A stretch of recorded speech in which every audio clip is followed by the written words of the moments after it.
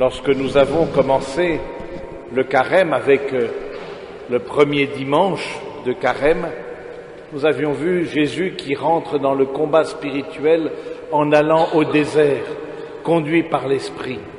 Ce combat, au fond, contre les idolâtries, sortir de l'alliance avec Dieu pour aller vers d'autres amours désordonnés. Et dans ce 5e dimanche de carême, cette 5e semaine qui précède la Semaine Sainte, eh bien, nous avons aussi l'exemple d'une forme d'idolâtrie et de personne qui a succombé à l'adultère, qui est sortie de l'alliance pour aller vers d'autres amours. Mais au fond, à travers cette femme qui est amenée là par les pharisiens, c'est toute l'humanité qui est mise devant le Seigneur à ses pieds.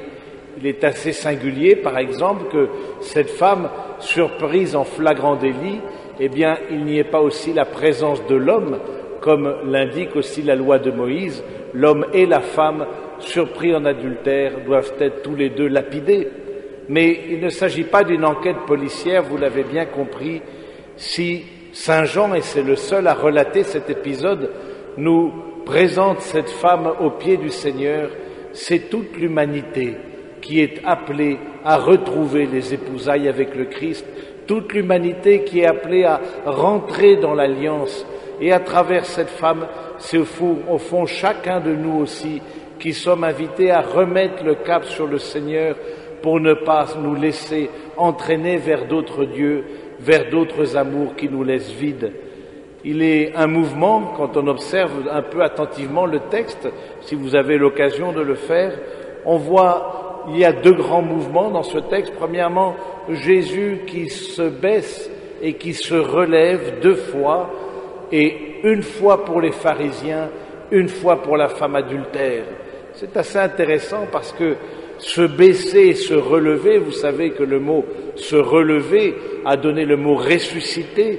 Se baisser et se relever, c'est le mouvement même, eh bien, de la Semaine Sainte. Jésus qui descend dans les affres de la Passion pour ressusciter, se relever d'entre les morts. Et il le fait une fois pour les pharisiens. Pourquoi pour les pharisiens? Parce que eux aussi ont commis d'une certaine manière l'adultère. Eux aussi sont sortis de l'esprit de la loi de Moïse pour chosifier Dieu. Eux aussi ont commis cet acte qui les a entraînés vers d'autres dieux, vers une forme d'idolâtrie. Mais aussi, il descend et il remonte pour la femme qui est mise là, et on voit bien que quand on regarde le texte, une forme de changement de centre dans la scène, alors qu'au départ c'était la femme qu'on imagine là au milieu. Progressivement, c'est le Christ lui-même qui deviendra le centre d'accusation, et cela nous rappelle la grande parole de l'apôtre Saint Paul, il s'est fait péché pour nous. C'est le Christ lui-même qui est accusé. Il prend la place d'une certaine manière de la femme et de tous ceux qui sont sortis de l'alliance pour porter sur ses épaules le fardeau de l'humanité. On voit bien que dans cette grande fresque qui nous est montrée là, eh bien, c'est le Seigneur lui-même qui nous invite à nous laisser toucher par lui, parce que qu'est-ce qui va sauver la femme sinon d'être seule aux pieds du Seigneur? Où sont-ils tes accusateurs? Eh bien, personne, Seigneur, ne m'a condamné. Moi non plus, je te condamne pas, va, et désormais ne pêche plus. C'est cette rencontre seule à seule de la femme avec le Christ qui va la sauver. C'est, on peut dire, une des premières bénéficiaires, eh bien, du salut que le Seigneur donne. On saura bien que l'autre bénéficiaire, eh bien, ce sera Barabbas, Bar Abbas, le fils du Père en hébreu. Eh bien, c'est très beau de voir que le fils du Père, eh bien, vient sauver un brigand qui porte le même nom que lui. Au fond, à travers cette scène, c'est déjà l'annonce de la passion qui est là.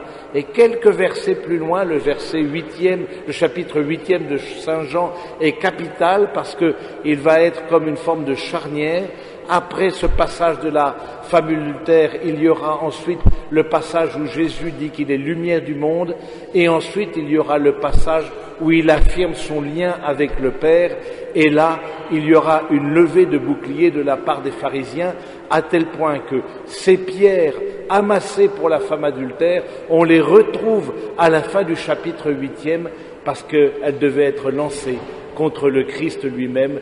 Il voulait aussi le lapider parce qu'il affirmait son lien avec le Père. On voit donc que le Seigneur lui-même prend notre place, et c'est très réconfortant. Il n'est pas là pour juger dans le sens pour désespérer, parce que qui d'entre nous n'est pas allé vers de faux dieux, qui d'entre nous n'est pas allé dans des abîmes, dans des ornières, et on le sait bien, de confession en confession, c'est bien toujours les mêmes choses que l'on répète devant le Seigneur, présent dans le prêtre, en face de nous. Eh bien oui, le Seigneur nous relève, nous aussi. Le Seigneur retrace en nous les vrais traits du visage de l'homme qui a été formé à l'image et à la ressemblance de Dieu.